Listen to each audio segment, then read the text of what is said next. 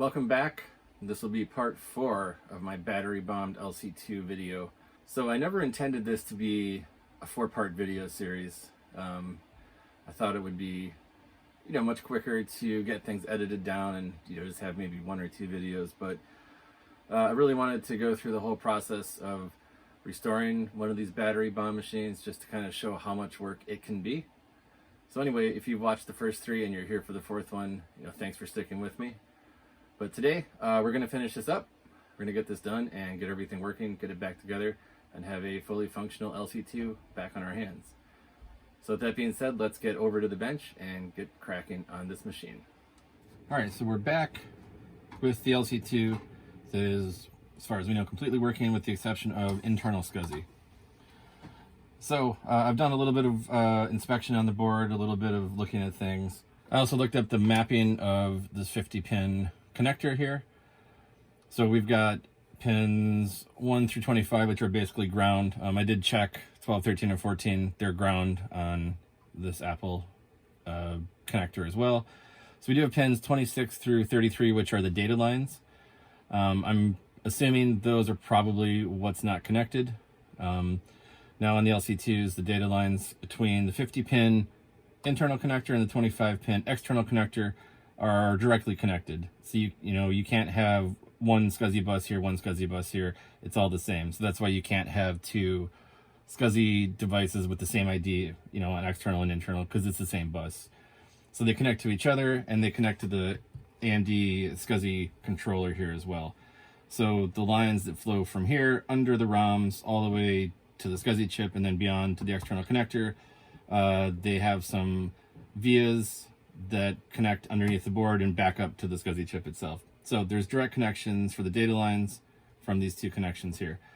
So that means that if we take our external blue SCSI device, which I have here, plug it in, and then check for data on the data lines here, which are pins 26, again, 26 through 33, we should see that activity. So to do that, you could use a multimeter, but I'm going to use a little oscilloscope here instead. That's a little more fun. All right, so you can see that, and I can mostly see it, and that's okay with me. We'll start on pin 26 and work our way up through pin 33. So if I power it on, actually, let's leave it off to start with, just so we can see what the baseline looks like. So I'm going to clip this onto pin 26. So we'll start it up.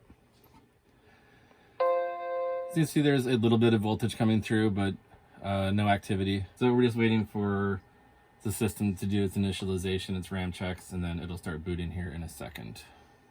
And that's when we should start to see activity. All right, it's booting, and we're definitely seeing activity now. So let's move to the next pin. We're seeing activity there as well. We'll go on to the 3rd pin. Seeing activity there. And we'll go on to the 4th pin. And there is nothing happening there. So I think that is definitely a broken trace or a disconnected pad or something. So we'll make a note of that. And we'll check out these other pins here. Yep, seeing activity on that one.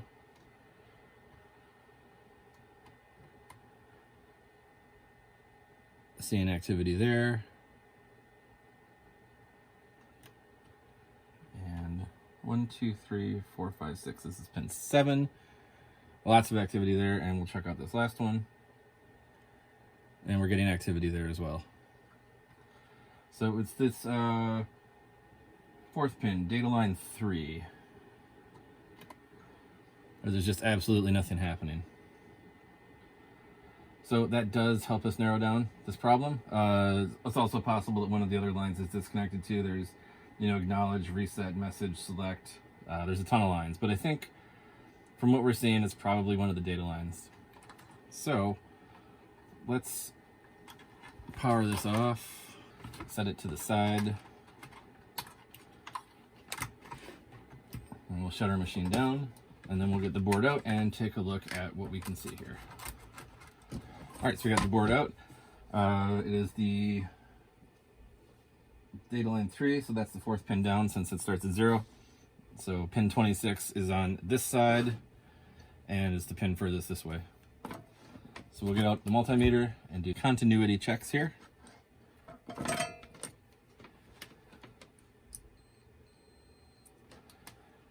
All right, so pin 4, let's see where that goes. 1, 2, 3, 4. And that goes to this via, or via, however you like to pronounce it. So that's like a good connection. So that's going to be the via that is furthest this way here. Make sure we have a connection on the top.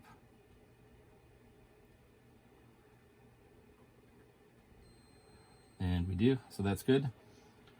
So now we can inspect the trace in this area. So what I want to do is pop this ROM sim out, because that's where the trace runs under. And I did label the ROM sims 1, 2, 3, 4, so I don't put them back in the wrong place, because that would be not good. Though it shouldn't break anything. It'd be really hard to figure out, you know, which ROM sim went where later on. As long as you're back in the correct orientation, that's fine. And that's the notch pointing this way towards the SCSI connector. All right, so I'm looking at that trace. Let me just do a continuity check again to make sure I'm on the right trace here. I'll aim my lights a little bit this way. So that was pin 4. That was this right here. All right, and I think I actually see the problem. It looks like that trace might be entirely missing in one point. Let me pull the camera down and show you what I'm seeing. All right, so we've got the camera a little closer here. I got some hair on my probe, no problem. So pin 4 is here, and that connects to this via here under the board and comes back up to the top. So if you follow it along, you can see right here, it just kind of disappears. And then it's just kind of spotty here, gone, and then it reappears here. So this obviously, based on this discoloration, this is where the battery had leaked its contents. And for the most part, it looks like most of these traces were fine. But there must have been a small defect in the solder mask here, which caused it to get inside and just destroy this trace completely. So it seems like it's totally gone. And that would be indicative of a problem why data line 3 isn't connecting to the SCSI controller and why this machine can't see anything plugged into the internal connector. So we need to fix that. Now there's a couple ways we could do it. Since we know that it goes to the external connector, we could bodge on the bottom of the board from pin 4 to the appropriate connector on 25 pin connector, or we could try to repair this trace right here. As you can see, I did go through and fix all of these vias, and by fix I mean I cleaned out the goo, and I just applied some fresh solder, and I scraped away a little bit of the solder mask on these here. You know, I did spend a lot of time looking at this board, and somehow I just totally missed that this trace was gone.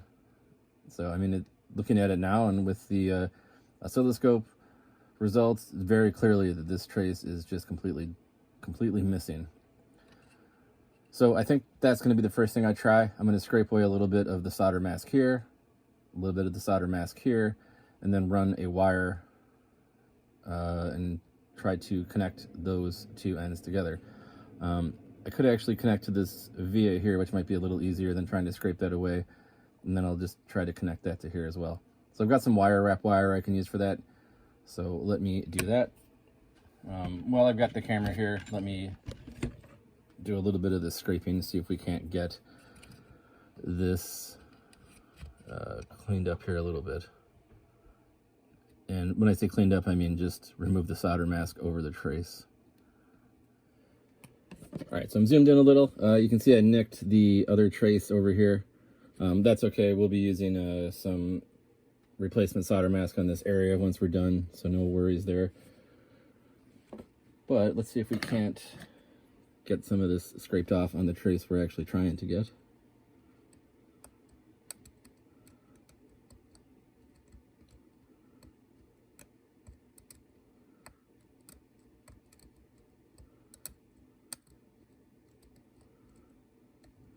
think that's looking pretty good. Let me just clean up the solder mask we got off. And, you know, with the zoom in here, it looks like that's a big chunk, but using my eyes to look at it, that's not very much. So I'm going to go back just a little further and see if I can't get a little more scraped off.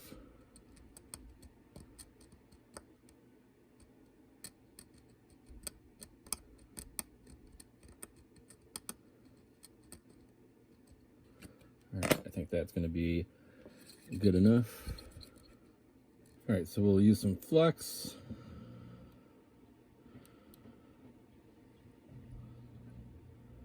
Uh-oh. And using the flux, I see that this trace is actually... Is it lifted? No, that's just the flux. Distorting the light. It's funny, I thought the whole trace was lifted there for a second. All right, so we'll get the soldering iron out. And I'll just put a little bit of solder on the tip of my iron. And then I'll touch those, or that trace, and see if we can't get anything to adhere to it. All right, it looks pretty good. And of course it looks much better under magnification, as always. All right, and I'm gonna tin that wire, and you can watch in blurry fashion.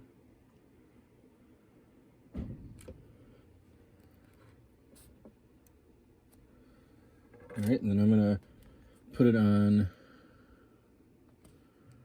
this side, ideally right on top, but the problem there, I think, is that the trace next to it was exposed, and we definitely don't want those two traces touching.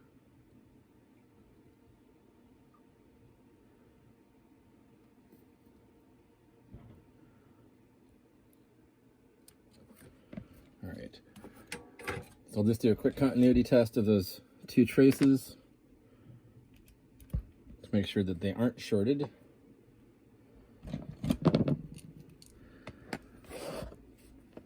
So that we know that we're good here. So we know this one is here. We know that this one is here.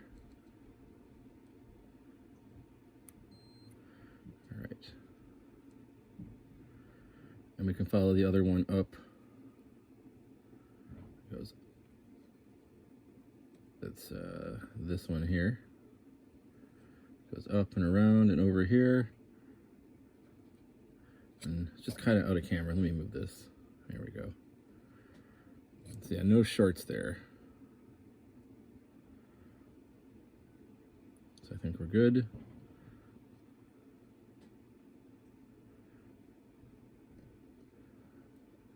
And we'll just make sure that this looks good here. We'll touch this. Seems fine.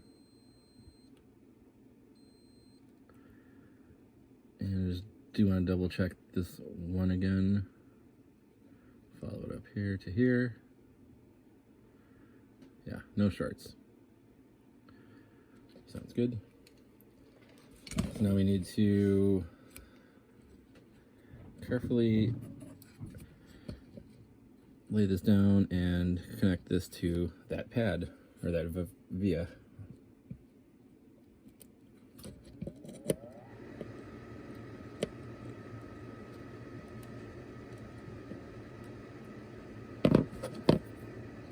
So I'll get this extra piece out. And we'll see if we can't get that connected.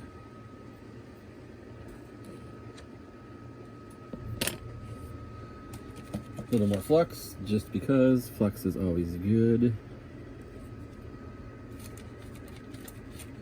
Got a little bit more solder on the tip of my iron.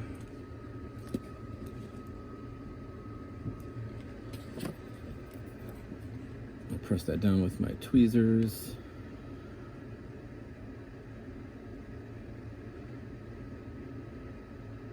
And I think it should be good there.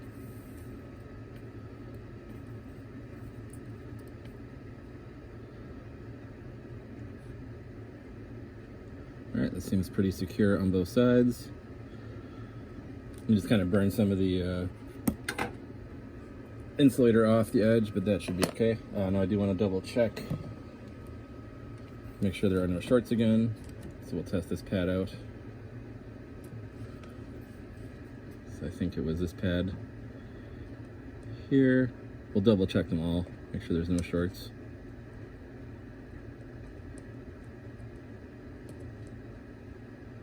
Yeah, I don't see anything. And you can see that in some of the work here, I have scraped some of the solder mask off these. So like I said, I'll be covering all this stuff up with replacement solder mask here soon. Let's check to make sure that these are connected now. They are. Then let's check pin 29 here, and we're good to go. So I think we have a good shot of having this work now. So I'm gonna put the camera back up high and reassemble, and we'll give it a try and see if we can't boot off of that internally connected blue SCSI device. Since I have the oscilloscope, let's do the same thing as before. Let's power this up. So we are still seeing there is some voltage on there, which is what we saw, I think, or which we didn't see previously. I think it was just at 0 volts. So it looks like we are connected now. And if those traces are shorted, then it won't boot off the external, because it will have the two data lines together. We did test, so they shouldn't be, but okay, I'm seeing data on that line.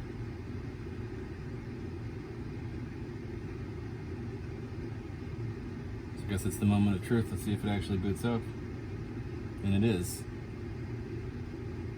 And we're still seeing some activity there, not a ton, but I don't know which line does what. Definitely seeing things there. Cool. So that problem is fixed. Now, is that going to be the only problem with the SCSI connection? I did look at these traces a little bit more, and I don't see any other problems. So I think we're good to go there. So that being said, let me just shut this down, and we'll slap in one of these drives. No, we'll test with the blue SCSI first, because we know the blue SCSI works. I've got that up here.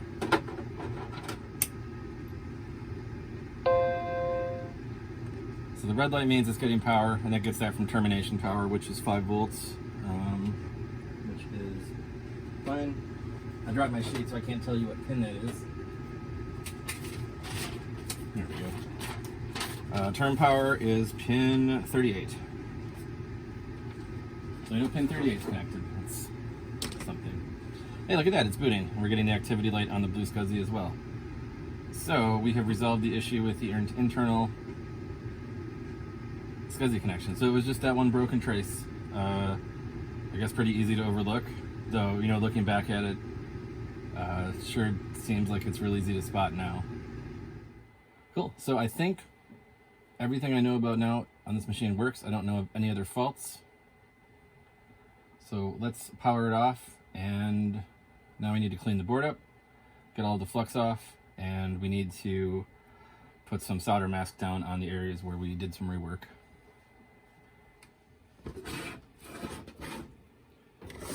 Alright, so we'll drizzle some rubbing alcohol over our rework areas.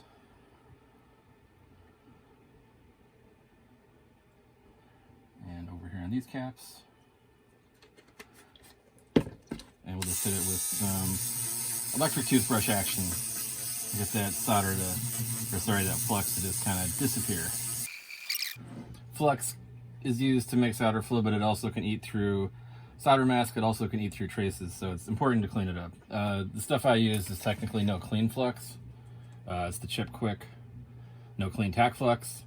I really like it. It works really well, but I still like to clean it up just because, you know, flux can have adverse effects, even the no clean stuff. All right, then we'll just kind of flush those areas with some extra IPA to kind of just get everything else off that we don't want on there. All right, beautiful. So we'll leave that to dry. Shouldn't take us too long at all since it is 99% IPA. and then we can move on to the solder mask reapplication. All right, so I'm going to apply some of the solder mask here. This will have the added benefit of kind of just keeping things in place as well.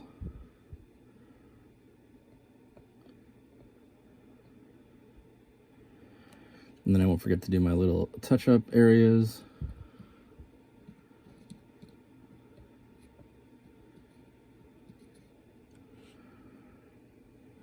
And that one there.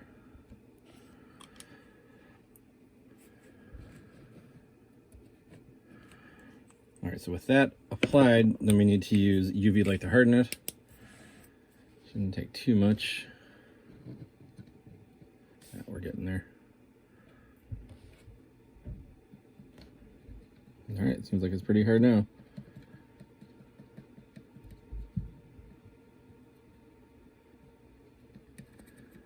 Yep, looks good. I think we're good with this. So let's get the bottom half of the system back together, and then we still need to reassemble the top case. All right, so I got the top case reassembled. I thought I was recording when I did it, but I apparently didn't hit the record button. Anyway, same as in part 3, I just put the soldering iron into the pegs to hold the metal top case back on. There was, I don't know, about 10 of them on here, and that's nice and solid now. All right, so let's get things back together and give it one final test. All right, so we've got everything reassembled. Let's give it one final boot up, make sure everything looks good. But I think we got this guy back from the brink of death. You know, unfortunately now, this video series was originally about 2 of these guys, but I think this one's just too far gone to be salvageable. I mean, the ROMs are basically about to rust off, at least this one is. So I think it's just going to be too difficult to try to recover this one. If this was the last LC2 in existence, probably we could bring it back, but since it's not, and we have other working examples, I think this is just going to be relegated to a parts board.